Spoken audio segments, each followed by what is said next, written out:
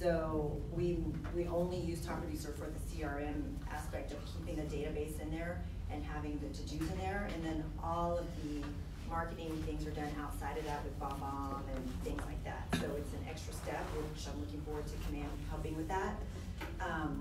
And then for transaction management, we switched into Trello a few years ago, which Command is modeled after Trello, so that's going to be super exciting. But again, it's going to be a while. So we're supposedly sort of by the end of the piecemealing it year, still. we'll see. Yeah, and we being in Austin, we get to go down there and work with them and be a guinea pig, trying to transfer our data from Top Producer into Command. Some of it works, some of it doesn't. Sometimes it shows up twice. Sometimes it'll only bring, like a big problem we have is it's only bringing over one person and not the spouse. Yeah. And so notes are coming over, but it's ugly. It's all munched together. Right. You know. Yeah, with no dates with the notes. But with Top Producer, I did find a way that you could copy and paste the notes. You could copy them from Top Producer and then manually put them in, and it doesn't have that all lined up. Yeah, but if you have like 100 notes for each client. Well, I copied the entire thing, and it has these little arrow things. So it's still not separated, but it's definitely way more legible. So just copy and paste it in the notes, and you'll see it. And I can show it to you if you want. But we decided, we did a mass import into Command, and it was just with the tags that we have in Top Producer, we want to make sure they were tagged appropriately, so we're using this opportunity to clean up our database, and we're manually going to move them over one by one and copy and paste those notes, and we have about 15,000 in our database. So I'm going to, but our main core database is around 5,000, so we'll start with those, and the other ones are La La Land, contacts, yeah. And so we just finished a But call. we're starting the DocuSign and all that through Command, but we're not going to do any of our transactions, any of that stuff. None of that's happening there. So getting back to the database and just why that's important, you know, in the MRA book, which when it came out in 2004, it was absolutely, I still call it the Bible of real estate. And so we followed those systems, we followed those models. Rick and I were blessed to be part of mastermind groups in the early days before they published it, just taking information about how we did business. And, you know, what we know, you know, the reason why it's called Millionaire Real Estate Agent is because it's, you know, what does it take to make, you know, $1 million in GCI, new people, gross commission income. I sat in that room going, what's GCI? And then what does it take to net that? And then, of course, it's the media. And so what we know back then, which is still true today, because they run the numbers, and MRA2 is going to come out soon, we'll see. But it's... Who else read the MRA book? I mean, like literally, he's got the tabbed version and it's next to his computer. Yes. And he's been in real estate for 25 years. Yep. Every day. Can you hold that up, because there's a difference between the books that we have here in our office. Yeah, and so these this, are the tabs. you can buy it from KWI, I guess, and so it's all marked up. And my favorite page is actually tabbed here. It's a quote. It says, "It's the most thought-out real estate business model ever. The concept is not pie in the sky. It's not even a concept because it's being done every day. Think big, lead generate, and add systems. Hire 3 great people. You're a millionaire." Many thanks to Gary and Dave for their sharing the vision. Gina Ron.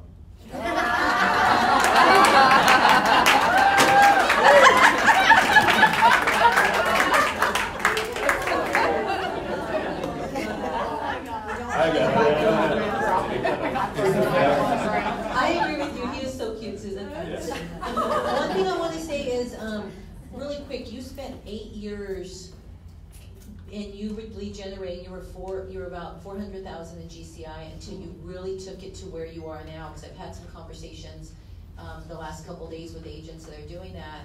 What really made the difference with your right hire and your coach? Correct, and just the consistent lead generation. And what happened was, you know, at 9, 10, 11, 12, you know, we started taking a bunch of bowls, coach, Jennifer, implementing systems. We had a one buyer's agent, and kids were still pretty young then, so Susan was around. Back then I was doing staging and bookkeeping. Yeah, and when we got to 12, the market finally leveled off. There wasn't as many foreclosures, there wasn't any short sales. And when we hit 13, all of a sudden the market just blew up. And we had a lot of listings. And so when that happened, all of a sudden, we had like a $300,000 a month of closings. And I was like, this is crazy. And But that's because when it was down, you still plugged away, and people were starting to fall off. and we started getting more market share, obviously, in our farm and at downtime, because we're still selling stuff, and everybody else is just sitting there. And it was those conversations, right, of really being able to dig down into motivation, you know, with a client and find out how can we best help them, and does it make sense for them to sell right now? And if it does, we've got to do what it takes. We've got these 5 houses that are direct competition. How are we going to be number 1? Condition and price, right? That's it. There's no other Condition and secrets. price, write that down, condition and Yep. price, because we're headed into a little bit of a shift now. Well, my coach always said there's top 5 marketing that you can do on any house is price, price, price, price, and price. Love that, price, If price, it hasn't price. sold, it's too high.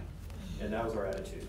And so we worked on bettering our skill set around pricing a home and getting a seller to understand what it took to sell a home in this market. And one thing that really benefited me that I loved as a listing agent, as a script, was that when we had all these houses on the market, and I showed them the ones that sold, typically they didn't sell the first day, they didn't sell the first 30 days, but they sold. And when they did sell, it was a $400,000 property that was reduced to $380,000, that was reduced to $375,000, that was reduced to $350,000. When it got to $350,000, it sold in 1 day, 2 days, 3 days, 4 days.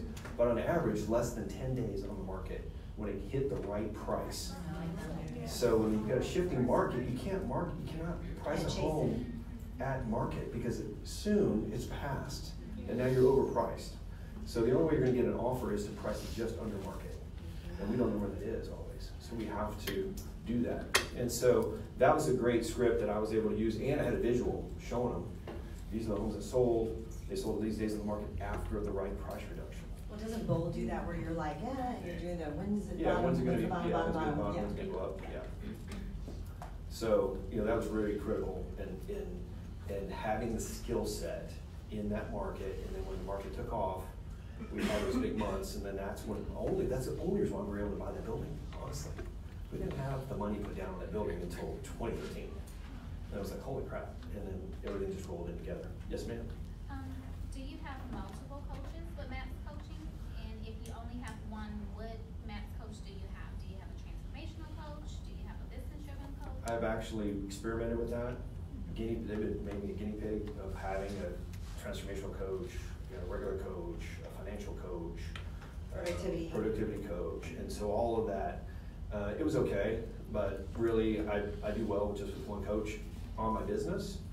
She has a coach on the operations side.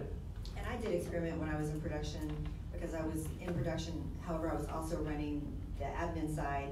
So I had more productivity, I had a productivity coach and a business coach, and having 2 coaches is really difficult. I was doing weekly with both of them. So I revamped it and got a totally different coach that was able to help me with both. But you And were that's also what doing, his coach- you had 2 1 things, and that's always tough. Oh, I had 3 1 things. I'm raising That's your right. children. Yeah. And then our inside sales, he has a coach. And I'm So- about to get coaches for our admin that they'll share. So 1 week, 1 week, 1 week, 1 week. Right, because they do, and then Jennifer, she had a coach all the way up until she became a listing agent. So I'm her coach on that, in that sense. But she had a MAPS coach forever. So did you pay for Jennifer's coach? Yes. Or did she pay for Mhm. it? Yes. And she's had her own coach, she's paid for her own coach since then. Where were you in production when you hired your first coach? How much was? What was Where were you in production? We're around $500,000. It's about- In GCI, yep. Okay. Yep, right there. You were coaching with Dave. Oh, we're around there. Okay. Yeah. Can you talk some more about price? You said it was price. Yes. Can you talk some more about that, just about Sure. how you try to? Have that conversation? Yeah. So we know 3 things sell a house, right? First is location. Does somebody want to be in Katy, Texas? They don't want to go to this high school or that elementary school, right? Or they want this commute to wherever they're working. And then from that, it's condition. How's your home in condition for us, like in Steiner Ranch, it's not so much the condition, it's the updates. Right. Yeah. Everything there was built in the 90s and 2000s. It's not all the tans. So it's the Texas tans when this is the cool colors now, right? And so, you know, it's a condition or updates are a big thing, right? I remember when the first time I saw somebody pulling out their granite, I'm like, you're getting rid of your granite? And for me, that was just still always such a big upgrade. But you know, now they're throwing in the quartz, right? It's just, you have to, you got to paint your cabinets white and throw in the quartz.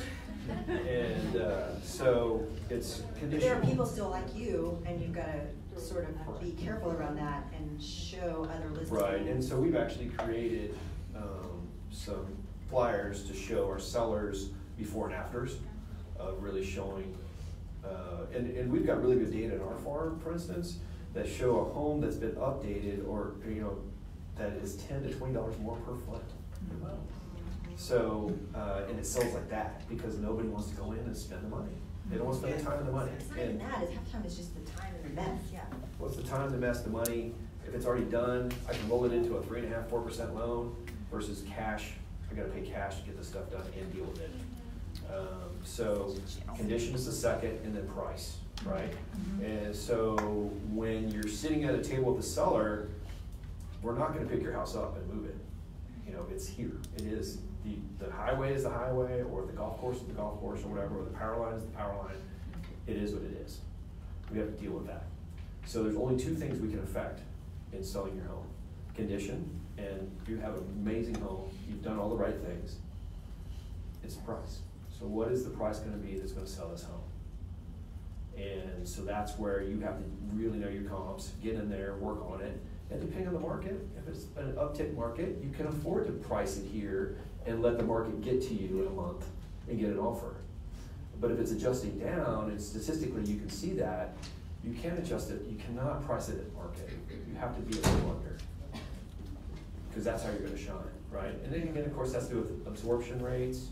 In the sense for newer people, you're looking at a neighborhood and there's 20 homes in the market, 5 are selling per month. So you got 4 months of inventory, right? So they need to be gone in the next 60, 70 days, or under contract to be at their new job by December 1st. We cannot be an average of 120 days. We have to be aggressive. The way to do that is to beat those days on market and let's adjust price. And by the way, we need to spend $10,000 on carpet, some hardwoods in the master, and paint the countertops. But Gina, if I'm gonna have to price it that low and spend all this money to get my house on the market, how about you work in some commission for me? Okay, so I can appreciate that. I don't ever get that, by the way. Right. I know, seriously. I mean, in the Most sense people that, do, not so in that tell us. conversation about the condition and them spending money, because I come from such conviction that this is what they need to do to sell their house, and I'm here to help them and make the right decision, but that's really not an issue. Now, there's times, like I've got a client right now that's financially really, really, really tight, but lots of equity in their home. And so I offered to say, hey, look, I will have the house painted, the interior. This is what we need to do to get the house sold, and we need to put some light fixtures, because it had old light fixtures. And he was able to come up with the money for the paint. I paid the $2,000 to have the light fixtures changed out, and we're just about to hit the market. So, but it had to happen. It was too dated. It was just gonna sit there. And we're starting to see that more and more. Our inventory is really low in Austin, but on the other side, there's still enough that people are like, hey, I'm gonna pass, I'm gonna keep waiting until the pretty house shows up. It's more sparkling in that sense. So you're a master at scripting and rebuttals, and can you share, can you share with the group when you're having a situation with the seller, they've overpriced it and it's not selling, what you're gonna say to them? So first of all, we had that conversation at a listing appointment about condition, location, and price. We showed them average days. We showed them that in Austin, we've pulled all the homes that have sold the first week on the market. They sell at 99.8% of list. The second week on the market, they sell at 95 or 98.5%. The third is 97.5%, and after 4 weeks, it's like 96% or 95.5%, right? And because of our price points, you can calculate that real quick and go 500 times 5, that's $25,000.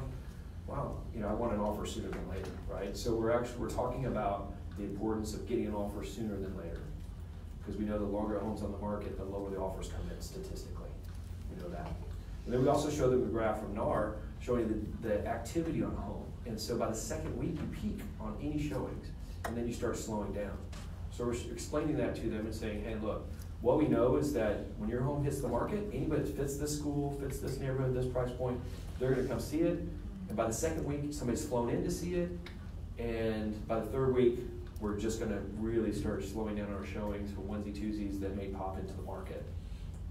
So it's really critical to get an offer sooner than later, and it's really critical to get it in the first 2 weeks. So we're already having that discussion. And then No, they don't always remember that discussion. no, not always, but we've had it. And so we can go back to it. Yeah. And then every week for us, on Mondays, all of our sellers get an email. Now they get feedback as we get it daily, anyway. But Danielle on our team, so she calls 3 times, emails 3 times on every showing. So she's one of those listing assistants that calls you and asks you for feedback and keeps asking you. And so we get about 90% feedback. And so she's trying to go a little deeper than, well, the floor plan didn't work. Okay, what about the floor plan that didn't work? Well, we really need another bathroom. Well, there's actually, it's stud calls. Give them a day to get it. And she calls every one of our sellers on Tuesdays. And this is what killed Susan, because she hated to make these calls. And this is where Jennifer, with her D, she's all about black and white. And so for her, it's not easy, but it doesn't hurt her gut to have to call and give somebody bad news over and over and over again, right? And so she makes that call, goes over the data, and explains to them, we've been 2 weeks on the market, we've only had 3 showings, these 2 have gone pending, these 3 have come on the market, it's time for a price adjustment. One thing, I think you may have gone over that lightly, but in that Monday email, we do list out all of the things that we've done marketing-wise, just so that you don't get that, well, what are you doing to sell my house? And we list off where we ran, you know, we did a Facebook post for their open house, and we did this, and we did this, and we did this. And each week, a lot of times it's repeating, but just reminding them, it's not just put in MLS, like we're doing all of these things, and we talked to these agents, and got feedback, and da-da-da-da. Right. So That's are you good. trying to make a price So adjustment for- after 2 weeks then, or? Absolutely. Okay. We'll make it after a week, if there's no showings. And if they take a listing that is, he will turn away a listing if it's overpriced. Oh, If he yes. does take a listing that is overpriced, there is language written in that it will be adjusted by X on this day if there's no offer. And the number one Okay. thing about lead generation and having too much business or a lot of business is you don't have to work with crazy. Love that. Say that again, Gene, say that again. Yes, when you have more leads and more business, you don't have to work with crazy. Yeah, we just So- declined a listing last week because the lady was cuckoo. Yes. We put up with crazy because we don't have enough business and we're coming into it with scarcity and we have to keep this deal because we have to make some money. So that's Yes. great. Keisha, were you gonna say something? I was just gonna say, for HAR, we have market insights that pull a lot of that Mhm. information. And so the only thing that you really would have to add in is the CMA and what you're Right. already doing Absolutely. with your marketing, but they put all of that. And take that and put that in your branded Right. stuff, so it looks like you're the expert. You don't want Yeah, Hard to it do. has our, when you It send is. it, it comes out, it has your picture, it has Is it coming everything. from your email? It does. Yes. Okay, good. Yeah, Brent, yeah. So Monday, you're sending information. Tuesday, Jennifer's making a call. And what else is happening from there? And how do you guys go in transition? This is where we struggle, how to ask them to come down on price. So her and I role play those conversations. Like she knows she has 3. So we do 4-1s on Monday, so she had a goal of 3 price reductions, what she had gotten by yesterday. And so she called me and said, got my 3rd one. And because we know, again, it's not about getting it sold and getting paid a commission. We know that if we don't adjust to the market, we're doing a disservice to our clients. So part of that is the mindset of going, I've got to do this. If I don't convince them, it's going to cost them more money. And Can you role play it? And I'm sorry? Can we role play it? Sure. So I'm the seller and okay, we'll do yours. I'm the seller and you're calling me and I need a price reduction and I'm overpriced. I've been on the market for 3 weeks with you. Okay, so first of all, role play, you don't look at each other, right? Because I'm listening to her voice. I'm listening for tonality. And so when we role play, even, you know, everybody tends to start to do this, especially the buyer's agents, they want to, can you hug? Yeah, no, turn around. But you don't have the benefit of that non-verbal communication of seeing what they're Yes. doing, and that's why we don't text with clients. And I think the biggest thing on role play, and like even in this situation, I can role play it and I can BS my way through it, but the reality is, I don't know her motivation right now. So you have to go back to motivation. Like, why is she selling her house? Where does she need to be? What's important to her about it? Is it getting the most money? Is it getting to, you know, like I had a client that, you know, their mom's sick and they need to get to Cincinnati quick. Okay, so does someone have a motivation right now of someone that you want to share, and that can be the Rhonda, you motivation? said you had one? Well, I just have a situation because in that section it's 700 plus, it's oh my goodness. It's 700 plus in a certain section in my community, and since July 1st, there really hasn't been any homes that have sold or went pending, except for one that was with a pool in lakefront, and they actually sold for a price less the lakefront, less the pool. So, you know, when I'm having conversations with them, they're saying there's no one buying, so I'm So just the question is, basically why are they throwing money selling? out the window. Why are they selling? They just want to downsize because the wife doesn't want What's to work. important to them about downsizing? The wife doesn't want to work. Okay. So would you agree that today's market is one of the best markets we've ever had? Yes. Well, not Right, and so what we know is that, Are you talking to her? yeah, we're role playing. Oh, okay, I'm sorry, I was looking Yeah, around. you're the seller. I know. You're the Well, seller. then No, no, I'm still Okay. thinking Okay, I'm things just out. making sure she knows Yeah. what you're doing. Well, it's okay, because it's okay. There you go. Okay. Well, I'm still identifying her. So you're selling, you would like to downsize, so we're just having a newer conversation. I know you already know this stuff, but just fill me in. Sure. All right, so I know you want to downsize, is that correct? Yes. So what's important to you about downsizing? Well, I don't want to work anymore. I don't want to drive into Houston Okay, and you've been doing that a long time, right? for a while. Right, and you deserve it, I mean, it's time. Thank you. So what would that do for you and your family if you didn't have to do that anymore? Well, I'm currently not. We're just kind of, I mean, right now she's just kind of doing an online business, the Lexus. Okay. So I don't really know what their reserves are, or, you know, it's just, they're paying $18,000 a year in taxes. It's kind of one of those things of, So- we can, but should we? So kind of this situation. is something that's important right now, for any seller, right? You know, and for Austin, Texas, for Houston, you know, we've been in one of the best markets we've ever seen. And so it doesn't make sense for your house not to be selling in this market. But the problem is in my particular neighborhood, everything's pretty much high days on market now. Yeah. Right. Because before I was Right, turning and and so running the them reason and- why is because there may be a shift in our market. Right. And so what I know is that they're doing everything they can to keep the economy going. And by lowering the interest rates, they're crazy low. Mhm. So any buyers that can buy your price point, your higher price point right now, Mhm. they've looked at your house. Mhm. And they decided they don't want to spend the money right now, in that sense. And what I also know is statistically going into election year, consumer confidence gets really weird.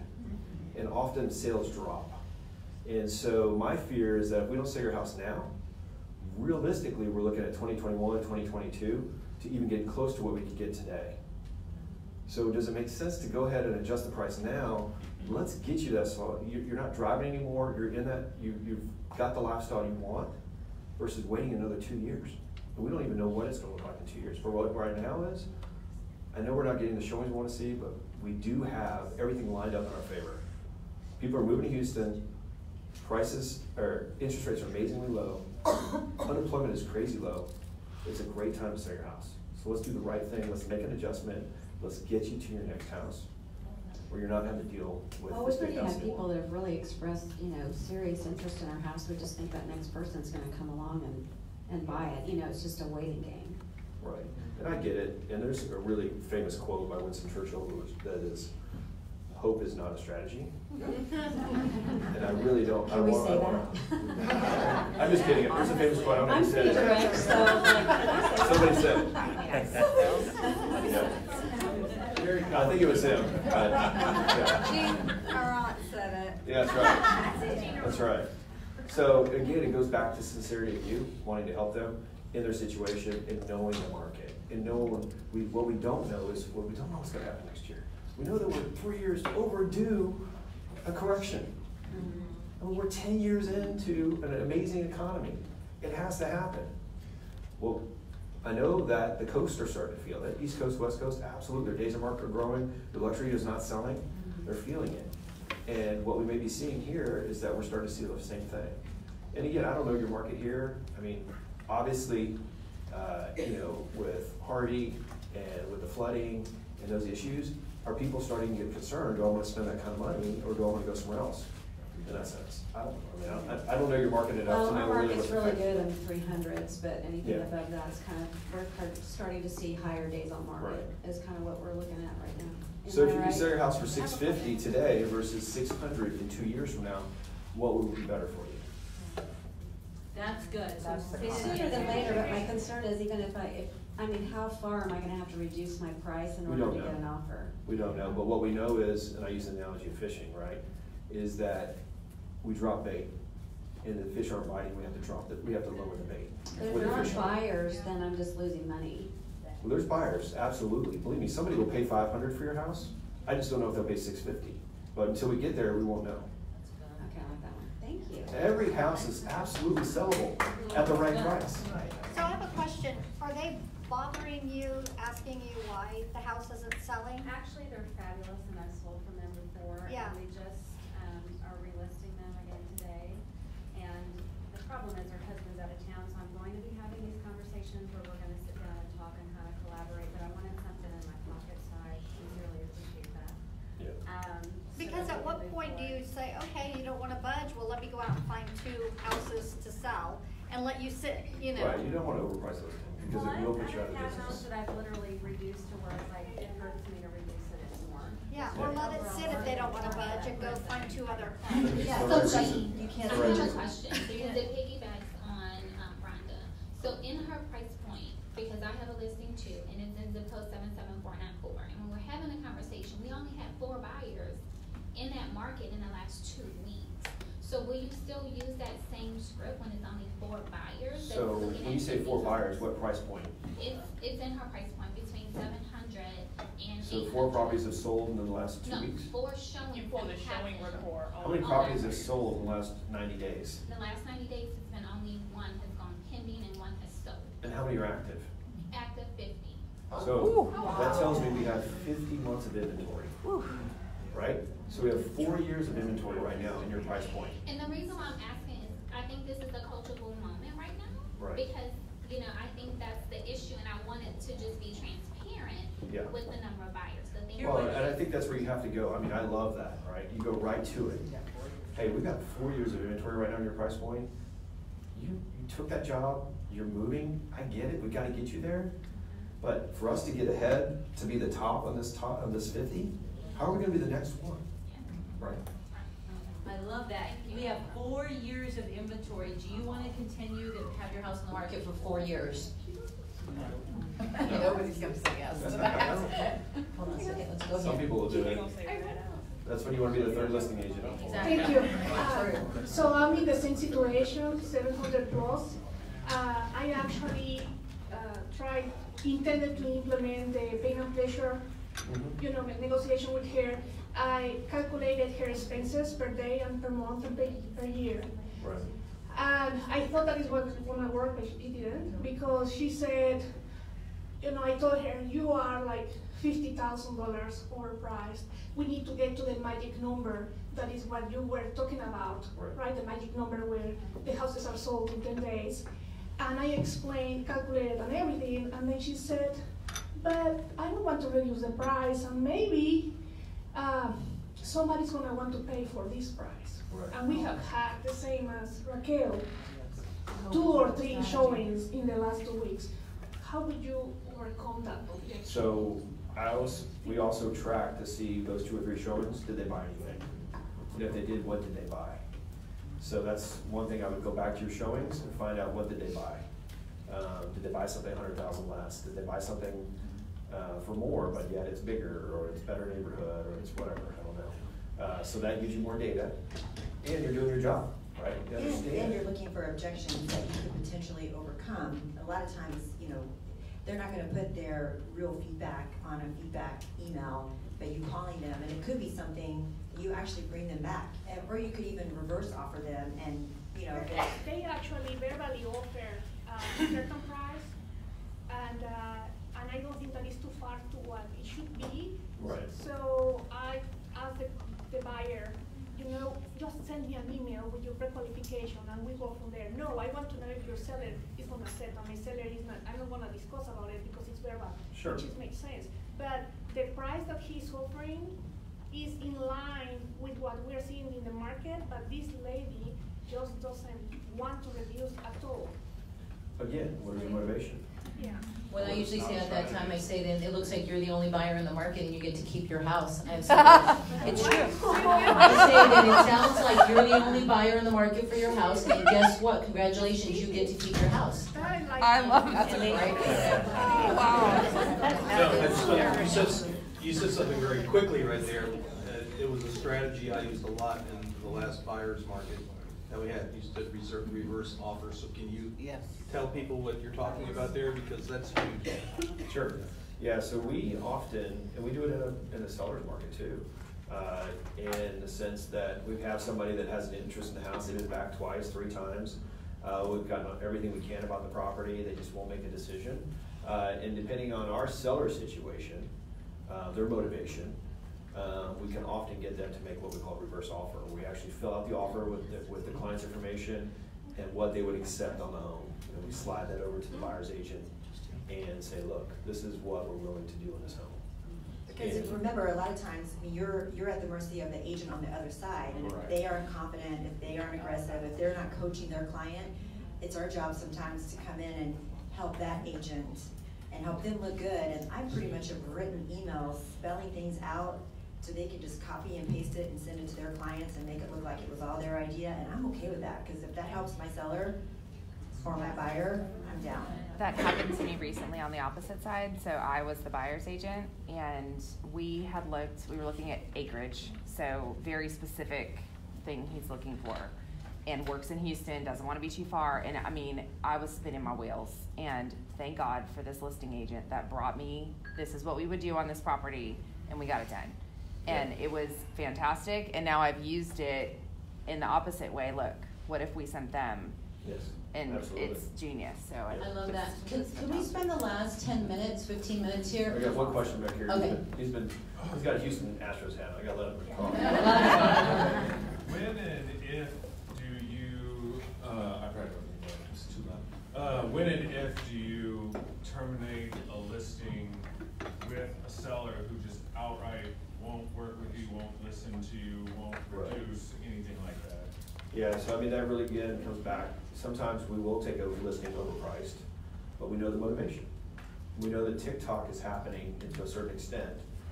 We know the equity's there, that they're going to make a move in the market that makes sense, that they will come around. Again, even going back to your seller, if the motivation isn't there, they're going to let the market slip away.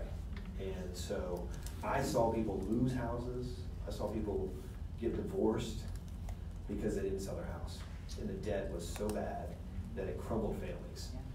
So and I just would never, it's my job to get deep into motivation, to understand, does this really make sense for you? Are you really willing to do what it takes to come down $50,000 to sell your house? Because that's what matters right now, because that's what it's going to take.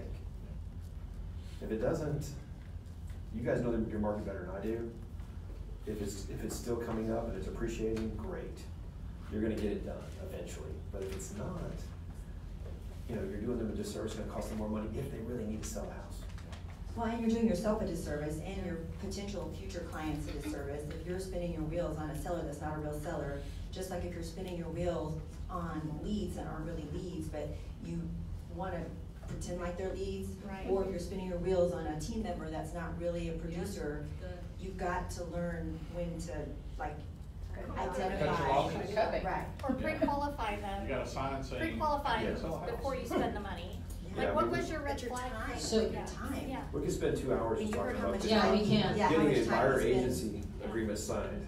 Yeah. I mean, it's just like, it's so, people are so fearful of it, but it's the reality. I mean, if you don't get that done, it's two things. One, I would never sell a home for a seller without a listing agreement, start spending money. And two, you are not a fiduciary for a buyer unless you have a buyer rep sign. You're a sub-agent of that listing agent. You cannot give them anything. You cannot give them any information. Do you? Yes. You shouldn't. You need to shoot little You should videos of this. absolutely Have those show ones. them the value of what you can bring as a true representative and a fiduciary for them on the buyer side. So I want to spend a few minutes really quick before we wrap it up. We've had a lot of questions. Thank you guys for being here. Yeah. Is if you, after 25 years seeing the market change and where we're headed now, and you are a new agent getting back into this business, what are a few nuggets that you would give them, said that I would not waste my time doing any of this, I would focus on this, this, and this right now to get the market moving, get my business moving? The number one thing is we always we go after shiny objects, absolutely. The internet, whatever it might be that's going, lead generation, Zillow leads, Realtor.com leads, whatever. You know, that's something that you fill your inbox full of. But the reality is the relationships that you have in your sphere is the number one thing. You know, for you to keep a relationship with a past client, with a friend, family member, whatever it might be, the guy that cuts your hair, your dentist, whatever it is. First of all, anybody you spend money with, they should be sending you referrals, period. Love that. I mean, I got 2 deals from my dentist when I called him up and said, hey, just checking in, you have a real estate agent that you refer business, that you refer business. Well, yeah, I've got somebody. I'm like, okay, well, I get it, but just so you understand, when I write a check to you, I'm writing checks to people that send me business. Wow, I love that. And Say that so again. at that point, he said, well, they're not really in it. So within 6 months, I sold his house for $500. He bought it $750. Wow. And so, but it was, and again, it was just having that direct conversation. Because my coach, he said, work on your database, be very clear. Anybody you're writing a check to for anything, are they sending you business? Because you're sending them business. We send people business all the time, but are they referring you? Anybody you're giving business to, they should be giving business to you. Write that down. And you have to ask them. Yeah. You have to ask them. What's the script again? They want to be asked. People don't ask. Can you say the script again, Gene? They're asking. I mean, basically it was ring ring. Hello. Oh, Steve? Hey. Hey, Gene, Arant here, Keller Williams Realty. How are you? Good. How are you, Gene? Hey, I'm just touching base. I was just going through my database and I just wanted to see, who do you right now, if you had somebody in your office that needed to buy, sell, or invest in real estate, do you have anybody you'd use? Yeah, I have an agent I've used before. Okay, I get it. And I just wanted to be really candid with you. I've got a commitment that the people I work with and the people that I spend money with, that they send me business. And I just want to let you know that unfortunately, if you have somebody else and you cannot help me grow my business, because I love to send people to you, that I'm gonna look for a new dentist. Are you okay? Well, no, I really like you and your family. Thank you for telling me that. I didn't know that, but yeah, we'll keep that in mind and send you some business too. I live off referrals also. Okay, and I know you do because I get your check-ins for Facebook and all those different things whenever I come to your office. So I can count on you referral this year? Sure, I would Okay. love to send you some business. As a matter of fact, I'll share that with my staff too. You know, actually, people know 6 to 8 people a year that are looking to buy or sell. I mean, do you think I can count on 2 referrals this year? Well, let me send you one and then we'll work on the second one. Yes. That's So we were awesome. clear, That's great. and I called my inspector, who I worked with for years, and I said the same thing, and he said, "Oh, my wife's an agent. I can't send you business." I'm like, "Okay." Hey, I get it. Send the business to your wife, but I'm going to look for a new inspector. Yeah, I had no idea. yeah. I don't know. You expect people to send you business, right, or they'll refer you, but you can't expect anything. So database, in the sense of when you said if I were to do anything, you've got a sphere, and being able to get business for them is way easier than going after an internet lead or meeting a new buyer even at an open house. An established relationship is so much easier to get a referral from or repeat business from than going after new business, new business, new business. And I see, myself included, just chasing new business and leaving all those great relationships behind and just assuming that they're gonna send me business. And it don't get distracted like the shiny object thing. So like command starting, and this is something I've talked to new agents in our market center about. It's like, yes, we all need to start using command. We all need to. Everybody's worried about importing this and this and this. It's like, you know what? use your phone for now. Like, it's more important for you to be lead generating and add them to get an Excel file or, you know, whatever. But lead generate, don't get so enamored with all the fun design stuff in Canva and creating flyers. There's no reason to create flyers if you have no business. So, I love it. I mean, there's a saying, you know, you get ready, you're ready, right? And this business is full of people getting ready to get ready. And lead generation is not anything that anybody jumps up to and says, I'm gonna do. And you know, going back to my coach when I went to weekly accountability, to truly get me into lead generating, you know, we started with a half an hour a day. Half an hour. I need 30 minutes. And then we went to an hour. And then a month later we went to 2 hours. And then a month later we went to 3 hours. And so again, I had to stretch that muscle, right? You don't just all of a sudden start benching 100 pounds. You know, you start with 50 and then you go to 70 and then 80. And so you work your way up to it. So don't crush on your spirit by saying, I don't lead generate 3 hours a day. I try, I don't do it. Just start with 30 minutes. But have accountability around it, that you do it and you do it every day. When people come to shadow us, they come and watch and then they're like, is that it? I'm like, yeah, that's it. We just make calls for 2 or 3 hours a day.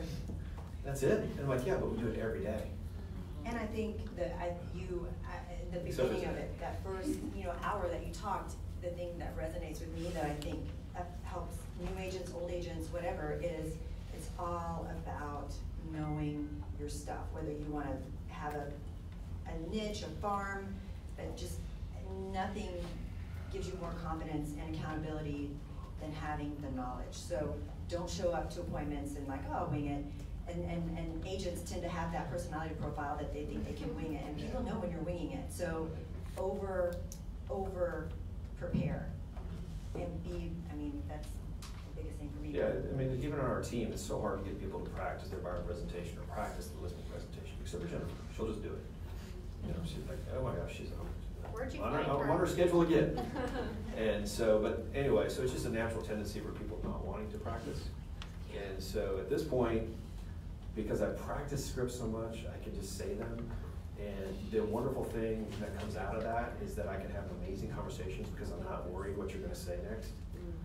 I can really listen as to what is important to you. And I'm not worried about you asking about condition or asking me to reduce my commission. Or asking about market statistics. Like, Right. you have all that already, you know it. You don't have to know it, but at least have it printed out. You know? Or you have a script. It's a great question. What I'll tell you right now, this is Gary Keller's favorite thing because he came right out of college into real estate, right? Sold 6 houses his first month. His favorite thing was, well, he sold his first month and the market crashed and he sold it for 6 more months. Was, you know what, it's a great question. What I can tell you right now is if I don't know the answer, I'll tell you. But I do have resources to get you the answer. Love that. You guys write that down. So it's, you know, again, it's being honest, but then also being, hey, I'm resourceful. That's a great question. Let me get back to you on that. It can be that short, right? You know, what's the absorption rate of my neighborhood? You know what? That's a great question. Let me get back to you on that. And it's okay to have a list of questions. You don't go to the doctor's office, Gary says this too, you don't go to the doctor's office and he has all of his questions memorized and he's asking you and he's got a list of questions that he's going down and he's talking and he's asking and he's writing, and it's okay. I mean, take a clipboard and have that stuff with you. You don't have to have all the answers. Yeah, the regional director up in Dallas, Stormy, is that Stormy? Mm-hmm. His name's Stormy? He does the Keller. Yeah, he has a couple market centers, and when they had Bold there many years ago, they had a client come in and they had an experienced agent give their listing presentation, and then they had a new agent do the Bold listing presentation, but just read it. And they said, hey, you know, I'm gonna take some notes and I've got this here, I'm gonna, you know, so I'm gonna ask you some questions and I've got it written here so I don't forget anything. And that agent got the listing. Because it was purposeful, the other guy's winging it. Sometimes it worked, sometimes it didn't, he didn't know why. And so, you know, it's not always about having all the answers when you go in a listing appointment, because that's, you know, as new agents, you're like, oh my gosh, I got a listing appointment, what do I do? You know, I'm so freaked out in that sense. You don't have to memorize it. Have it in front of you, have a cheat sheet, absolutely. And shadow people that have been doing it. Yes. I've been meeting with a lot of the top 20 and they're not calling their database. How can they call and they get in their head that they haven't called them for a while? So if you haven't called somebody in a while, what's your script for your team when you haven't been in touch with them? Well, it's been a long time. Is that how you, do you really say that? No, I mean, there was a time when we did that, but at this point we stay pretty close Right. to them. What does Jennifer say when she's calling your data bank right now? Because she calls for Oh, you yeah. and Well, she has her like we business. just had an Oktoberfest party last weekend, so we went through, we called all of our top people, so it was about 1,500 people. And so we had the whole team doing it, day after day after day, leaving messages or talking to people. And so there was just that was a script of, hey, it's Jean's 25th year, da-da-da-da-da, we're having this Oktoberfest party, and we're gonna keep it, Every look call out. starts with Jean asked me to call you. Right. Jean asked me to call you. Right. So someone else is calling, oh, Jean wanted me to call you and let you know about blah, blah, blah. Right, and so I have a list of calls every day that I make in the sense of if a new listing happens, I call that seller to congratulate them. If a new buyer goes under contract, I call that buyer to congratulate them. After closing, I call both buyer and sellers in the sense of congratulate them. And then I call a week later, and then I call 2 weeks later to make sure everything's good on the buyers, to make sure everything's good with the new house. But tell them the script, because the script on if you haven't talked to your database. Right, so if you don't talk to your database in a while, you just be honest with them. And I think this is a bold script too. Is that simply that, hey, I'd like to apologize, I haven't stayed in touch the way I wanted to. However, and you can have something, that you want to pull into it in the sense of, I really want to share with you, we've got Keller Mortgage now, so if you ever, the rates are crazy low. If you know somebody who wants to refi, I'd love to send you my app, and all you gotta do is it's one button click. And so then you've got their app, right? Or you get to do the market insights on command, Right. and like, hey, just having that, letting them know, right, the neighborhood, what do they call snap? Yeah. Yeah, so you just apologize, and then I always look for value. I'm always looking for value. We have a moving truck, we have a power washer, we have 3 notaries in our office, we have a conference The room. market thing could be- I'm just saying, so we're always looking. I mean, you've got, if your database is around here, please stop in. We have somebody in front that's a notary, or bless you. If you need a conference room, let us be a resource for you, because a lot of people work from home, but they need a private place to meet a client. So just find, and again, that client, right? You know if they work from home or not. So you have to be taking notes and identifying opportunities to bring them value. And so we're taking notes, and so that's in front of us when we make those conversations. And again, when I got into Bold and I started calling those old clients and started finding out they moved, and they just put the house on the market, those kinds of things. And so for me, it was just taking responsibility, going, man, I'm sorry. What could I have done to hurt your business? It's like, well, it wasn't that. It's just our neighbor sold their house, and we used whoever just sold their house. Or my sister got into real estate, and we want to give her a shot. And so, one thing that I always love to tell people is that our job is about mind share. And there's only so much mind share that you can have. And so, when people think of real estate, I want them to think of me, right, or our team. And so I always use the analogy, I want to be Coke or Pepsi, right? I don't want to be Mr. Pibb, I don't want to be Fanta, I want to be Coke or Pepsi, or maybe Dr. Pepper, right? So you want to be top of mind when they think of real estate. And how are you going to do that? You have to stay in contact some way or another. People love you, they care about you, they want to help you, but they don't know you need help. They don't know that you want a referral unless you talk to them. That's good. And you would pick Pepsi over Coke, right? Yes. No! Yes. There's a fight in our office for that. I'm kind of an underdog guy, so I do like Pepsi over Coke. Woo! Smart people. That makes 3 of y'all. So you guys, I want you guys just to give him a shout out if any ahas that you want to share with him really quick. We're wrapping up, and it's kind of light, but please take a picture of their information, because they have poured hours into us, and they're going to drive home for hours. Please send them a referral. Please send them friends and family, and I know there's someone in the office that is possibly might even move to Austin, that you can reach out to them. And share it with your other friends and agents that, Lots of times people hear something here and they're saying, so how do you do that, or can I get more information on that? Just email us or call us or text us, and we'll be happy to share, any system we use, any touch, whatever it might be, happy to help. Let me have a couple people stand up really quick, 2 or 3 of you guys, and give them an aha and a thank you for what they've done. The first 2 or 3. No if not, we pressure. can just pick on you. Yeah. All right, okay, Raquel. Linda's gonna start. Yay.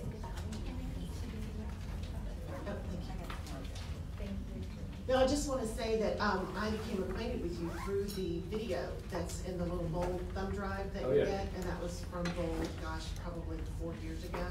and I'll be. Short hair, long hair, no No beard? Yeah, very clean cut. I am an Ignite instructor. Gosh, that's hard to say.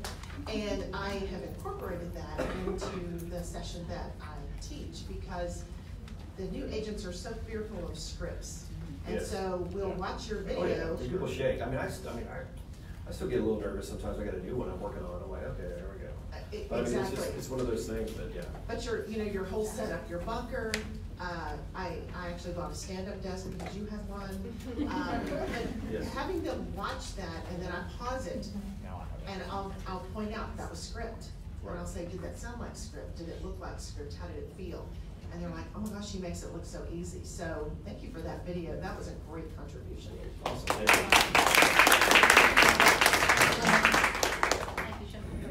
So I have a farm, and I did a lot of the things that you guys talked about, Salvation Army truck.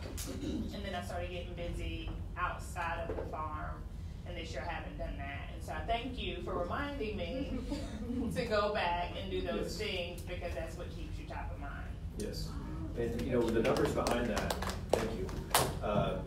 In the MRA book is that you can have Mets or habit Mets, right? So the Mets are the people you know, your database, and the habit Mets are people that maybe in your farm that they see your marketing, right? And so there's a 50-to-1 ratio in a farm in the sense of habit Mets. So 50 people you market to 12 times a year over time, you'll get one deal, right? Versus your Mets, by doing an 8x8 touch, which is once a week for 8 weeks, initial conversation, which we religiously do that with everybody we meet, and then we turn them over to the 33 touch. And so by doing that, the ratio is 12-to-2, which means every 12 people you market to that way, you'll get one referral and one repeat client. So you can have 1,920 people in your database in order to be able to calculate that down to 250 deals, which then creates $2.4 million in commissions, which then you pay your team and your expenses and leaves you $1 million. Or you can have, I think it's 9,600 people in your farm, and you touch them once a month for 12 months. But again, it's the right message. You can't just touch them. It has to be an impactful message, a valuable message in that sense. And then you can do the same. One costs you a lot more, one doesn't. And so depending on your budget, you have some agents that spend a lot of money, and like Logan, right? I mean, good gosh, radio, TV, whatever else, but it works.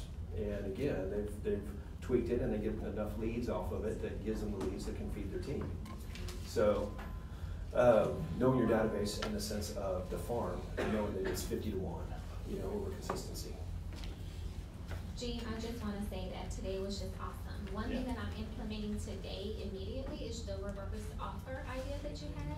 And I wanted to say congratulations on your 31 listings. 8 taken this month thus far. Yes, I was looking you up. And 31. And I wanted to say, I think that you would be so fantastic if you had a podcast that you do daily with your Look at on the schedule. That sounds like a gift to me. Yeah. Good idea, Ferry. Back the room. I like it. Thank you. I love it. Anyone else, guys? I was going to say, I want to thank you for the idea about bunkering down. You're right that when we're on our computer, and that's our natural places to go to that database, on our computer, to have it printed out before I go. No distractions. That's one of the biggest questions people have is how do you know who to call? Who am I going to call today? Who am I going to call today? When you dig in to start pulling up somebody to call, and a text comes over or an email pops up, it's like, oh gosh, I got to answer that client. I got to talk to that client. Right, it's so tough. So you have to create a way to make sure that you have somebody to call every day. And my little thing is the easiest way. Well, it's back to basics. Birthdays are first. It's the first thing I call every morning. So, calling somebody between 8:30 and 9 or 9 to 9:30, that's my first thing. So Gene's calling people before their parents are calling them. Yes. To wish them a happy birthday, and that's very impactful. So when you call for birthdays, are you also asking for business, or just stay on touch base? And I want to give a shout out to the people that have teams on the admin side. So he talks about bunkering down. We've gotten really purposeful about our admin respecting their time and their time block too, and we've come up with systems, and we have a little blue, we call it Gap Blue for Team Team Blue, little flag they put up, and when they're doing their one thing, 20% stuff, they put that up, and he's not allowed to bother them. So he protects his time and they protect their time, and we all respect each other's time block. Yeah, we have a stop sign outside the door that says, do not come in here. Who else you call besides Yeah. birthdays? I mean, that's, so between birthdays, Anniversaries, maybe. not really anniversaries, but I've got a lot Well, of it's our just. anniversary, so. Oh, okay. That's awesome. And so birthdays, and then I've got just a certain amount of lead gen follow-up just from builders and clients and different things like that I work on. And then I've got all the calls with past clients, past closings, under contracts, new listings, those kinds of things, those conversations. So those give me opportunities to ask for referrals. The birthdays, I don't ask for referral. And But his goal is to call them, everyone in the database 4 times a year. Right, yep. And it's just a, hey, how are you doing? Can I do anything for you? Who do you know that we can help? Yep. And inside of that, in those calls, I'm just gonna say, it's okay. I'm messing up. You don't ask for referrals for birthdays, that's the last thing you said. Yeah, that's for referrals. Actual phone calls. So 5 years ago, it was an 80% answer their phone, 20% didn't. Today, it's 20% answer their phone, 80% don't. Yeah. So I call, they don't pick up, I hang up, and I text.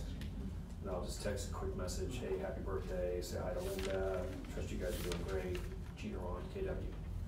And so then boom, I get it from right back. Immediately, yeah. Thanks. And so, that's just adjusting with the times. Yep. That's one of So, those things. and that's one thing, so we do team-wide lead gen calls probably a couple times a year.